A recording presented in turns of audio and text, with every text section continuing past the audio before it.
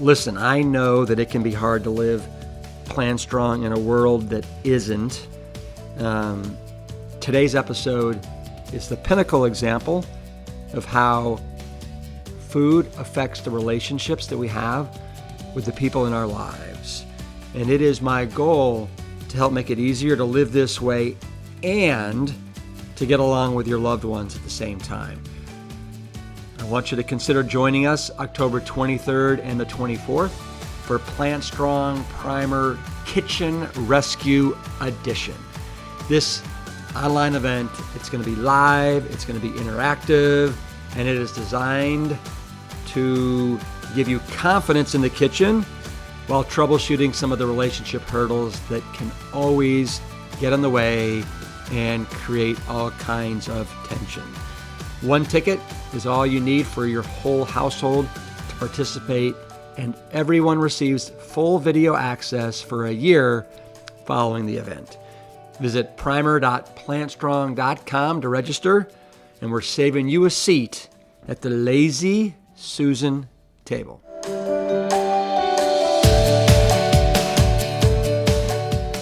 I want to welcome you to the final episode of Season 2 of the Plant Strong podcast.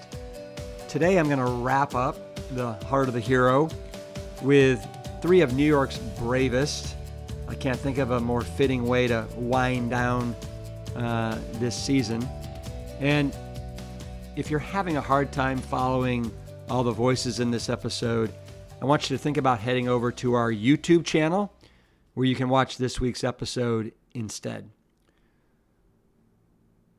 Now, Lieutenant Keith Mitchell was listening to Season 1 of the Plant Strong podcast, and he was following the transformation of fellow firefighter Joe Inga when he decided that it was finally time for him to make the switch to Plant Strong living. He had already worked hard to keep himself healthy and in shape. He had competed in triathlons for fun for several years, and he had the enthusiastic support of his wife, Carrie, who was encouraging him to embrace this Engine 2 Plant Strong way of life.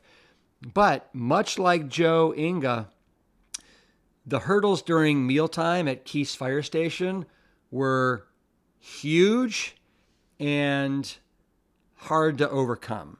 So despite having seniority, Keith's decision to eat differently shook the Firehouse to the core and created a serious rift. But then Keith heard Kevin Duffy's story in Season 1 of the podcast. That was episode 19. And for those of you that don't recall, Kevin, he is another firefighter from New York, specifically Yonkers, and a true hero for his own health.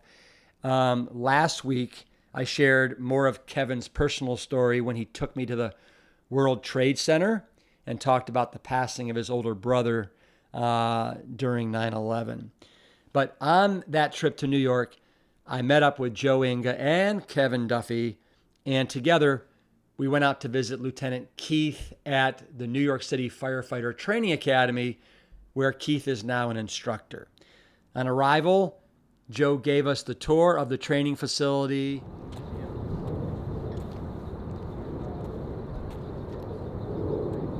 What are all these buildings? So over behind building 1 here is that's like the marine simulator. It simulates a boat. Building 1 is our high-rise simulator. Building 2 is our smokehouse. 3, 4, and 5 are like combination taxpayer tenement buildings. Those are like live burn buildings. 12 is like, we call it Sesame Street. Yeah. So it like simulates a city block in there. 11, we have a lot of our classrooms. And then if you walk up further past these buildings, there's a giant tent. There's a massive subway simulator. There's a couple of different subway cars, and then they have a whole tunnel simulated in there. So you go in there and we do like, counterterrorism drills and stuff. They smoke it up, and you got hazmat all the way in the back corner, the flashover simulators, and then you have the shops right in the middle that does the maintenance on the rigs. So when you went through the academy, how many firefighters did you go through with? I think we started with around 350. We finished around 280. lot of people dropped. Right. So usually a class is between 350. And how many months was it? When I went, it was 18 weeks. Then it went up. It went from 13 weeks to 18 weeks to 23 weeks, and back down to 18. So now it's 18 weeks. It was really good to see Joe and understand where his firefighting career began. As we head inside to meet Lieutenant Keith Mitchell, here's a little background for you. Keith wrote to me to share how life has changed since he's gone all in with plants. And in the short time since he made the switch, he's shaved 15 minutes off his Olympic triathlon times. And considering that that's just about a 2:15 to 2.5 hour event, 15 minutes is a substantial amount. And he's also discovered that he no longer needs rest days in between training. He feels and looks better than he has in years, but despite the internal success, the external pressures back at the Firehouse are still very intense. Today, we're going to wrap up our season dedicated to the Heart of the Hero by celebrating these 3 plant-strong firefighting warriors who were each and every one of them swimming upstream in a culture that leaves little room for anyone to go against the status quo. We're going to talk about how differently they view the food culture that they once belonged to, and how hard it is to maintain a brotherhood and a sisterhood when you are trying to live plant strong. You're going to hear Joe say, when you turn your back on the table, meaning the dinner table, you're turning your back on the house. That says it all. So let's pick up during our candid conversation, and be warned, when firefighters circle up, there is no topic that's off limits. What was it like at the Firehouse when the other guys found out that being here, you could really just not talk about it. Yeah. All right. You just sort of bring your own food, you just hang out, and you don't talk about it. So nobody really knew. Guys had known based on my Instagram posts, but that was it. So when you say here, you mean the academy? In the academy, being assigned to the academy. But the first couple of days I went back, it was a tough transition. How so? No, I don't know. Tell me. A couple guys didn't like the fact that I didn't eat what they're making. Being a firefighter, you're more involved in the meal making process. Me, I'm just supposed to be upstairs doing my work. That's it. So they didn't like the fact that I would be downstairs trying to, get my own food ready, or I'd bring in my own food. Yeah. I'd offer to pay every time just because, you don't want to be out. But you can hear guys talking like this isn't like, you don't get to choose what you eat what we make you, Most familiar? Yeah, I feel like I'm listening to the podcast. Yeah. Well, it's funny. That's why I'm like, But I even one guy tell me like, just remember when you're out for life. And I was like, well, that's awfully tough. And but I'm like, well, why can't you just go out and like get me an eggplant, and I'll just saute some eggplant or something like that. Whatever, I could just do whatever. What does he mean when you're out? You mean when you decide that you're not going to pay for the meal anymore? You're out for life. You're out. Yeah, you're no longer included in the meal. That's a little harsh. Yes. But that's a big thing. It's a slight toward the house, not just the meal, because the kitchen table is so tight. Right. And the difference is, it's just like I said, it's weird for them to have the officer downstairs trying to cook food as well, because, like I said, they don't want you there. They're like, no, we cook your food and we got it. We'll take care of it. And when I told them like I'm not going to eat that, and I just asked them certain little things like, can you just not put milk in something? It was like just completely like, well, why can't I put milk in it like that? And they didn't really understand it. They would go out and get raviolis and like, oh, we got like some spinach raviolis for you, Lou. And I'm like, all right, but it's got eggs in the pasta noodles. It's got ricotta cheese inside. The spinach is like, sauteed with garlic and oil. Like, what is so good about, and don't forget the meat sauce you put on it. And so it was, you get a little kickback. Yeah, it all adds up. So are these guys that are saying, hey, remember, when you're out for life, are these guys that are below you in rank? They're all firefighters. The officers were in our office doing our job, and that's it. whatever we have to do for the day, and usually the firefighters cook the meal. Like you could tell, like they go in the shop together. I stay on the rig, so I don't get involved in that process. They come in, they start preparing the meal together. That's their thing, and then when they call chow, that's when they expect to see you. And how do they call chow? What do they say? They just ring the bells. Chow's hot or chow's on or Yeah, that's it. Just go down there, ring the bells, and say chow's on. chow's on. Man, so Traditions. it is crazy, isn't it? Yeah. Man, so but it sounds like you've weathered the storm. You're weathering the storm. Well, I explained to one of the guys that, you know what, like I'm only here for a few weeks because I go back to the Fire Academy at the beginning of November, so I'm just gonna do my own thing and I'll just come in. So I would just sit around, I would pay whatever, just hang out at the kitchen table, listen to them talk, or I'd find something like some work I had to do. I just do that, and I come down whenever I felt like it. Just bring my water down. Yeah. Maybe if they made something like broccoli or something like that, I had some broccoli, whatever. And then when they were done, I just, all right, listen, could we just stop off? I'm gonna pick up something to eat real quick. I just go get something. Yeah. So at that station, how many guys and gals were there? There's 11. 11. 5 in the engine and 6 in the truck. That's a lot. Yeah. What house was that? I work in engine 1, ladder 24. I'm assigned engine 1. Engine 1? Yep.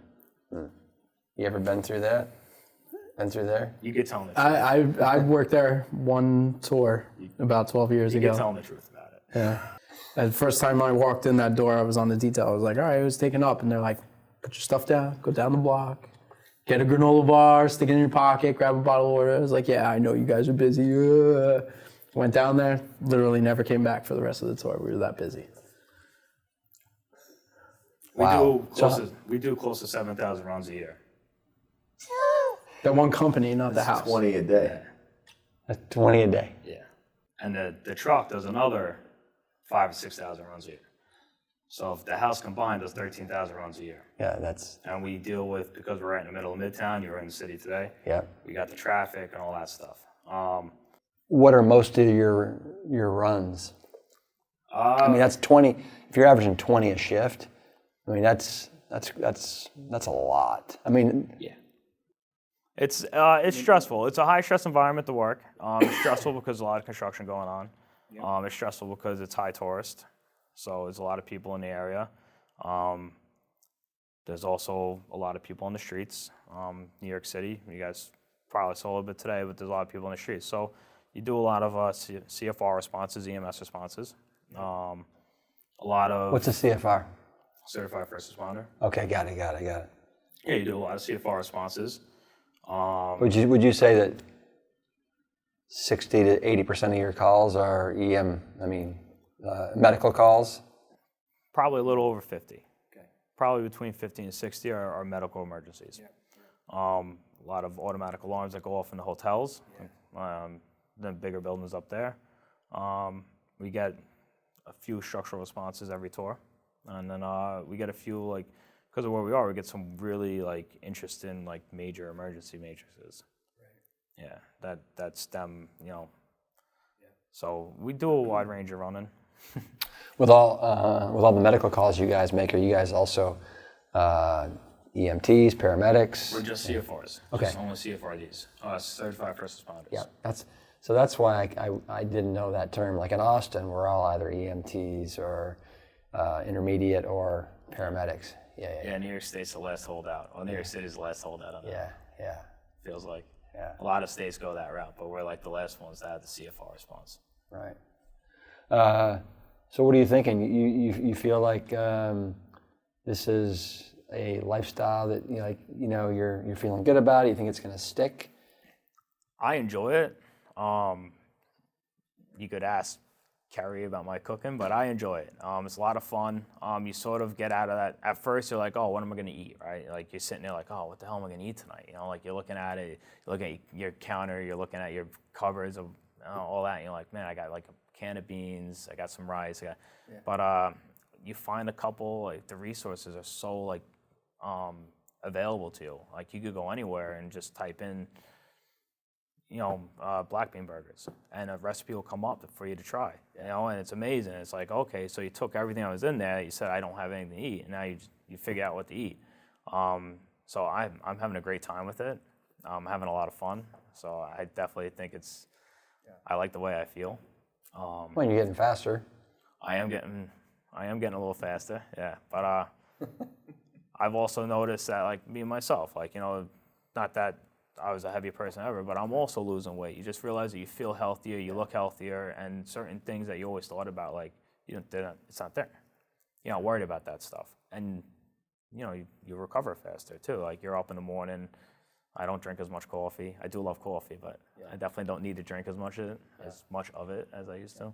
So now that you're with these two plant, strong studs, do you have any questions for these guys? Because they've been through the ringer, right? This guy's been doing, how long have you been doing it now? Over 4 years. 4 years. This guy's like a good almost a year now. 9 months, yeah. 9 months. You got any questions for these guys? No, I wasn't. I mean, I've talked to Kevin on the phone a couple of days ago. I followed his feed, his Instagram feed, and all that stuff. I mean, all the information that they would give to you, he's put out there. I've asked his friend Tommy questions about it. Actually, before I went back to the Firehouse, I asked his friend after Montauk, like, all right, how did you do this? How did you do that?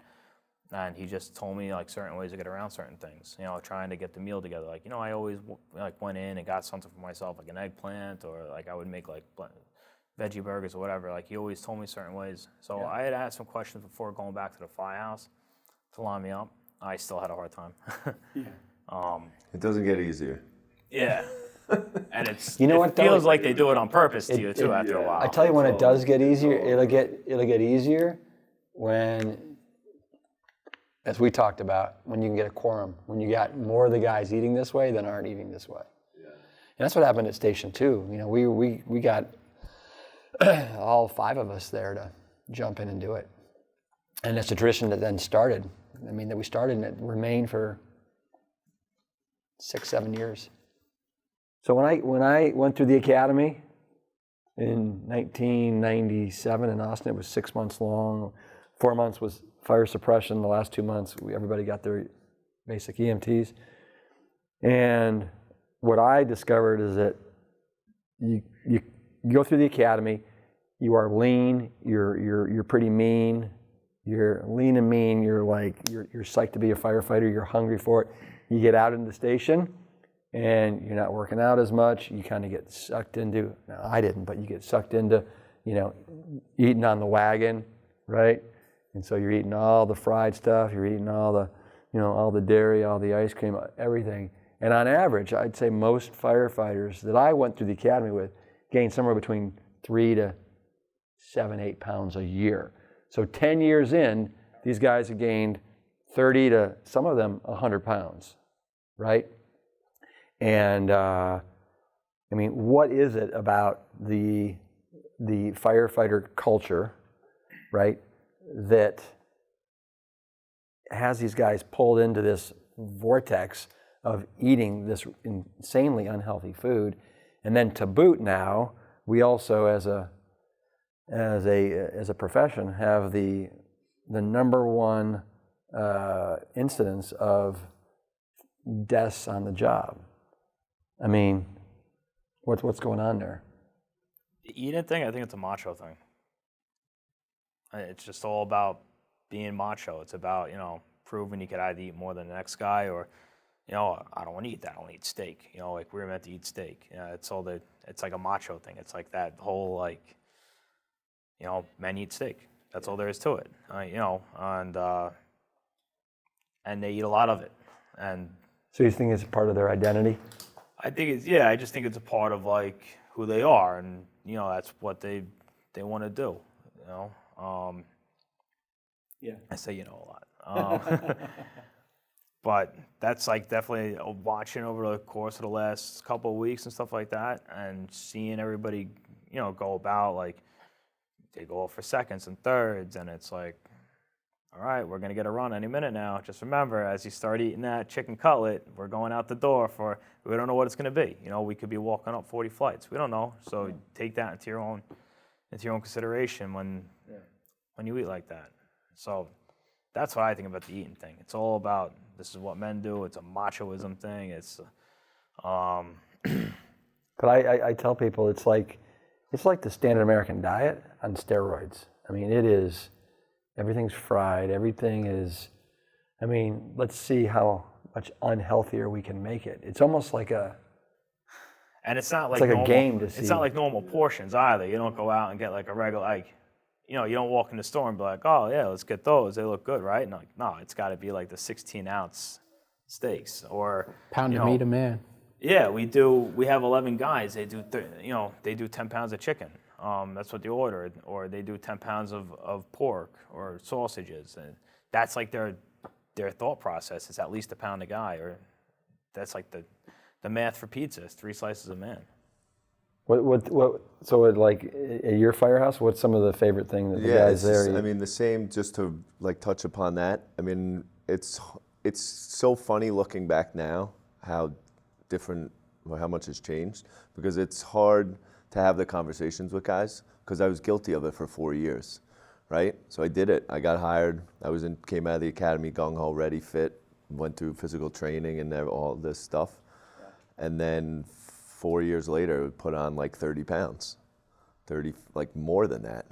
And like paid no mind to what we were doing, because we cook a lot, because the kitchen table is the place to be. It's the camaraderie. It's where we get along and we tell stories and learn from other jobs or break each other's chops, tell jokes. It's a lot of fun, but you're sitting there like mindlessly, because you're all chipping in, right? And you get a lot of bang for your buck when you get 11 guys chipping in on one meal.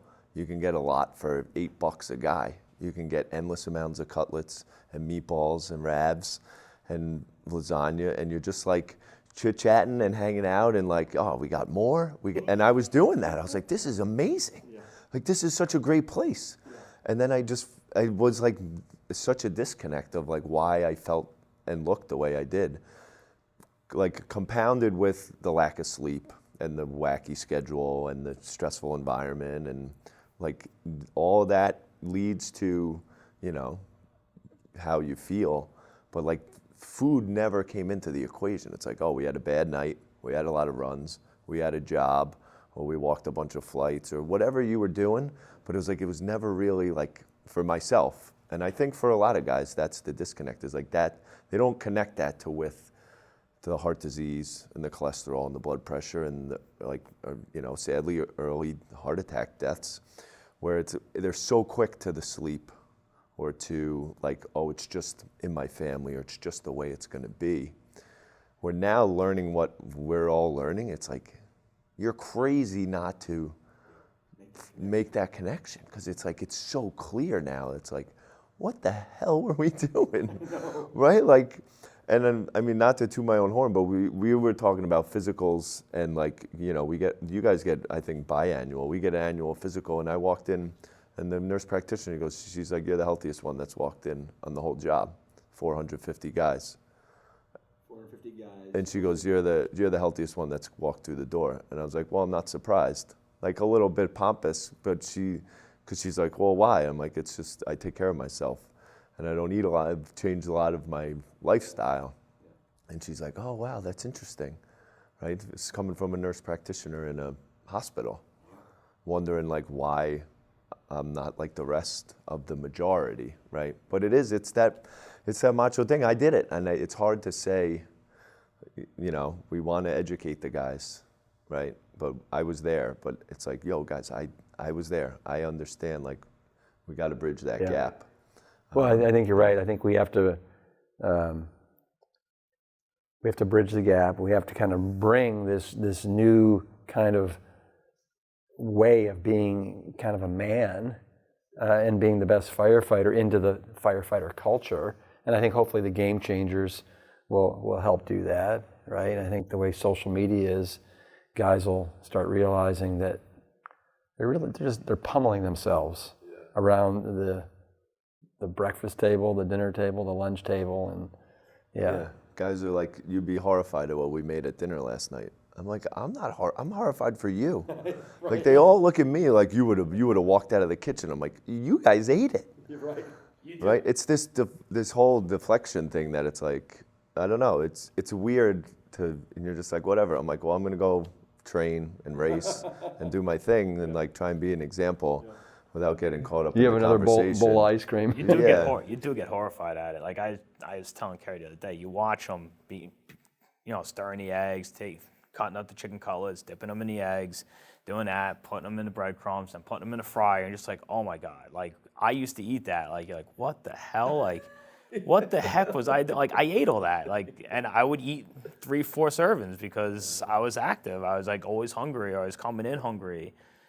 And you're just like disgusted, like more at yourself than anything else. You're like, wow, I can't believe I ate like that. Like, I sit in the corner and I like count the calories throughout the day that I would have normally been eating. You know, like I even though I know that there's like food I can't have in the fridge, I look at it and I go, there's chicken cutlets in there. Like I would have eaten like that on one of those rolls I'm processing what my normal day used to be. And and then, it's like, it's funny you said that because at breakfast they would put it out and put a fried egg on top of it. Mm-hmm. They would have like done something like that, or like you take a Sicilian sausage pizza, you put a over easy egg on top of that, and I'm like, holy cow, you just discuss more yourself then. Well, like you walk around and you go through, we have like the bread bin or whatever, and it's like, I come in and I'm looking for a snack or whatever, and I open the bread bin just to see, maybe sometimes there's whole wheat bread, I know we have peanut butter or whatever, and I'm like, 6 bags of chips, white bread, white rolls, and then I look on the counter, there's a cake or donuts, like 3 boxes of donuts. I go in the fridge, there's leftover steak, and I'm like, no wonder why I had such an issue. I'm here for 24 hours, and this is what I was eating. Yeah. So I go for the oatmeal under the cabinet, and just have that for a snack or whatever. You didn't look at it. That's a game changer. Just throw it in a coffee mug. Like they sit there with their ice cream in the coffee mug. I got my oatmeal. I'm like, I'm good. Even at breakfast, nobody even realized oatmeal. Nobody realizes oatmeal with peanut butter like on it. You just eat that in the corner, and nobody realizes it. It's only at lunch when you say, "Listen, do me a favor, just leave the meat and the cheese off of it." Yeah. They're like, "Oh, come on. Are you kidding me with this?" I'm like, "Are you really? It's that much of an inconvenience?" What are some of the names they've called you? I'm not gonna say anything. But you know what I find amazing is that at Fire Station 2, we were right on the outskirts of the University of Texas campus. I can't even tell you how many people would come and they'd give us cupcakes, they'd give us cookies, they would bring us, there were at least, and I'm not exaggerating, 7 different pizza joints, and they'd send us their dead pizzas that people didn't pick up. So we were never at a lack for having all kinds of food in the station. It was just insanely unhealthy food, like you were just describing, There's the steak. There, you open up this drawer. There's the chips. It's never ending. You loved when you got those. I used to love when you get the neighbor come by with the brownies and the cookies, right? I used to go to town on those, and now I just realize it's not doing anything for you. So it is that disconnect, I think. When you finally look at food differently, you're like, holy cow, that's not that good for you. And he could vouch for everybody. He's like the shining example is that they talk about like all this other stuff though. They talk about how like, like medicals and your heart rate, and they talk about like how they pick you up on this or your cholesterol. They bring it up all the time. But then when you tell them like, you could stop that, you know that, right? Like you could just throw a couple more plants in that plate, and they're like, are you kidding me? Like, no, you can't do that. Like they look at you weird. You're like, oh no, it's we can maybe not have. We could do something different tonight. You're like, okay, I have the answer, and here it is, and they're like, what? That's crazy. That's way too extreme. You can never think about doing that. It's like the simple changes though. Like I made. They wanted steak the one day. I didn't make myself a steak, but I made the sides the way I would have them without the oil. And like a couple of guys afterwards are like, why do I not feel full? I'm like, you don't have 4,000 calories of oil smothered in the potatoes and broccoli right now. That's right. Just those little changes, like start with the sides or whatever. Like that's what I've been trying to tell guys. And well, it's starting to gradually catch on a little bit. When you're used to eating the way we all used to eat, it's like you got that. You don't feel full until you have that like bowling ball in your stomach, right? And now that's all we know. It's all we know, right? And right. And then when you switch to this, you're like, am I full or not? But so there's a little bit of a of a break-in period when you have to realize that your satiation is a little bit different. Yeah, but even the in-betweens too, like I notice is like if I had, let's say we had a big lunch at the Firehouse, we didn't have dinner until 9, 10 o'clock, whatever. Like you would go from like, all right, I'm full bowling ball to like, I'm starving, right? And like, that's when you would start like eating all the crap in the Firehouse. And now like, I notice like, all right, I'm hungry, but I'm not, like I never get to the point where I'm like starving. Like I just don't feel that crazy urge anymore. Yeah. Like I could be hungry, but I like comfortable hungry. Yeah. Like not like I got to eat something now, or you know. The other funny thing that always comes up too, and it's like, and I hate that it's like guys think we're like pointing fingers, but we're really just out to help them, because like you hear all the sick jokes where guys will eat dinner and be like, oh man, if we get a job tonight, I'm puking in my mask. They're like, that's a mask puking meal. And it's like we joke about it, right? Because it's like a funny thing where like you've Not eaten, like that, but I've had that feeling before. you've eat a big meal, meatballs and sausage, and you get a call and you're at a working structure fire for an hour. The guys vomit in their mask in the job, and then they point fingers and laugh. Where it's like, that's your body revolting the food that you ate. Where like, it's funny and macho and cool, but it's like, yo, that's like, in actuality, it's pretty sad and terrible.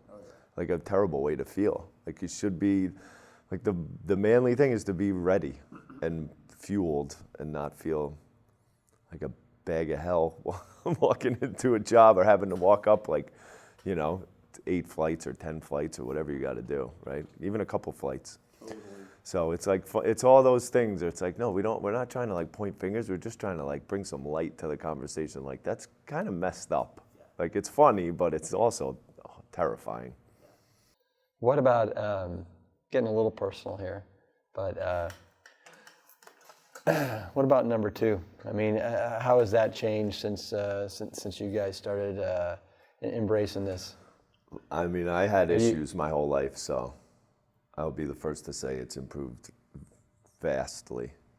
So, quick story, I was run over by a car when I was 4 in a parking lot.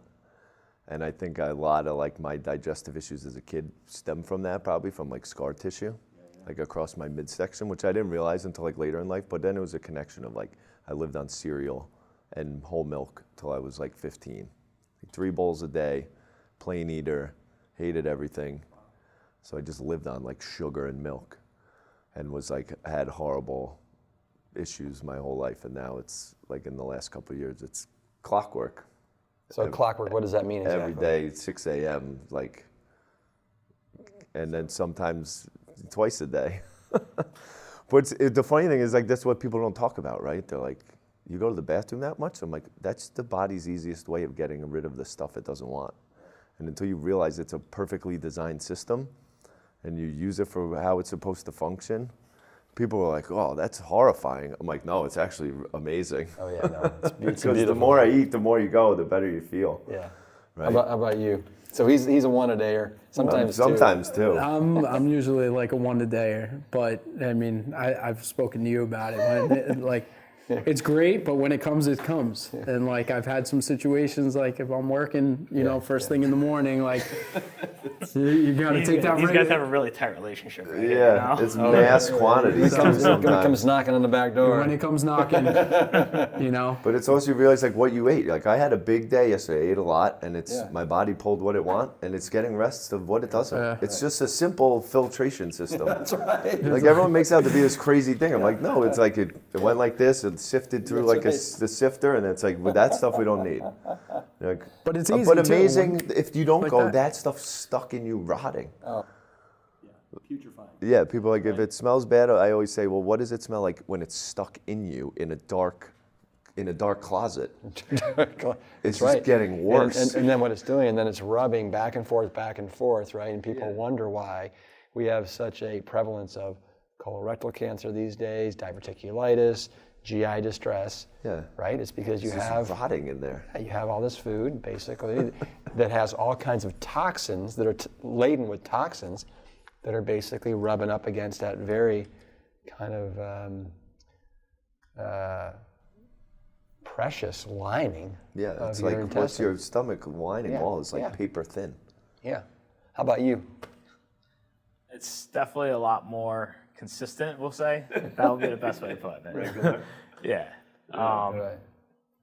It's definitely, you just feel better about yourself. You know, it's a lot more consistent. You're eating better food.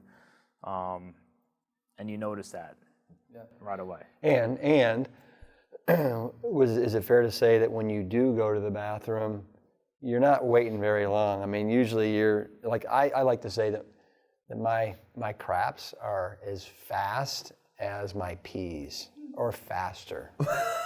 It's a pretty quick process, man. You know, you just, you know, you're not struggling with it. You just go and that's it. What is your slogan? Is eat more plants, take epic dumps, right? Is that your shirt? No, that's not my shirt. That's not usually someone's shirt. That's somebody, they sent it to me and I've worn it just like yours, right? Yeah. Everything started from a seed, including this turd, right? Yeah. Eat more plants, take epic dumps. It's true. It's true. I mean, I take 3 epic dumps a day, right? 3? And there's a gastrointestinal response every time after breakfast, about 15 to 20 minutes later, lunch, 15 to 20 minutes later, dinner, 15 to 20 minutes later. Amazing. Yeah, you'll get there. You'll get there. I'm usually the morning one I know is clockwork. Sometimes that second one. Kevin. What did you say? Aspire for greatness. Aspire for greatness. Aspire for greatness. 3 a days. Exactly. Yeah. I love it. That's funny. I love it. Yeah, you know, so the whole theme of the season 2 Plant Strong podcast is the heart of a hero. And I can't think of better people to have on the show for season 2 than you guys that are all firefighters here in New York. You know, Joe Inga, the star of season 1, Kevin Duffy, right? Was it episode 19? Yep. Right, of season 1, and then now the new kid on the block here, right, Keith, and you guys, you know, these other firefighters, they need people to lead. They need people to show them what is possible, and that this is the smartest, most intelligent, and the most manly way to eat if you want to be the best version of yourself, the best firefighter that you can be, and if you want to aspire for greatness, right? So, I mean, anyway, to me, it's a no-brainer. But we got to get them to see that as well. But you guys, in my book, are you guys are all heroes. I mean, this is a very courageous, brave thing to do. It's not easy to separate yourself from the status quo, right? To come on to the podcast and be as vulnerable and and courageous as you were for that whole season. But you put it out there. But look at all the good that's come of it, right? I mean, it's a beautiful thing. So what I would love to do, I think it'd be great if we could figure out another time that we could all, gather around and get together, whether it's over, just another little session like this, or whether we all get together, maybe we make a commitment to do a triathlon together, right? A little swim, bike, and run together. So let's figure out. We'll figure out a race that makes sense, a date that makes sense, a location that makes sense. It works for all of us. And Cool. Sound good? Sounds good. Give me a little bump, little bump, little bump. How about let's do a little circle bump? Ready? There we go. Plant strong, baby. I know you've all probably seen the phrase, be the hero your dog thinks you are. Well, in today's episode, highlighting heroes, I can think of no better way to thank the support of Wild Earth than by honoring them as the heroes that they are. By providing clean fuel and protein-packed plant-based protein in their dog food formula, Wild Earth ensures the health and vitality of your pet for years to come. So if you want to be the hero that your dog thinks that you are, treat them to Wild Earth dog food. Visit the episode page at plantstrongpodcast.com to claim 50% off your order.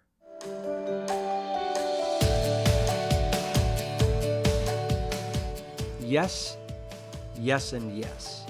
We all should aspire to greatness just like these three have done.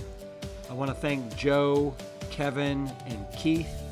And thank you to all of you for giving us your time and attention in season 2 of the Plant Strong podcast. Don't fret. Over the next several weeks, we have some bonus episodes coming your way that are going to include some additional inspirational, transformational stories from people, many of them just like you. And if you're ready to set some personal performance goals for 2021, stay tuned. We are cooking up some ideas for setting that triathlon that you've been thinking about in motion. And the best part, you will be able to participate. In the meantime, register for our Plant Strong Primer Kitchen Rescue event from October 23rd to the 24th, and keep in touch with all things Plant Strong at plantstrongpodcast.com. Thanks. Thank you for listening and subscribing to our show. I want you to know that we read each and every one of your reviews, and we appreciate each and every one. If you want to learn more about this season or today's guests and sponsors, please visit plantstrongpodcast.com. The Plant Strong podcast team includes Lori Kordowich, Amy Mackey, Patrick Gavin, Wade Clark, and Carrie Barrett. I want to thank my parents, Dr. Caldwell B. Esselstyn Jr.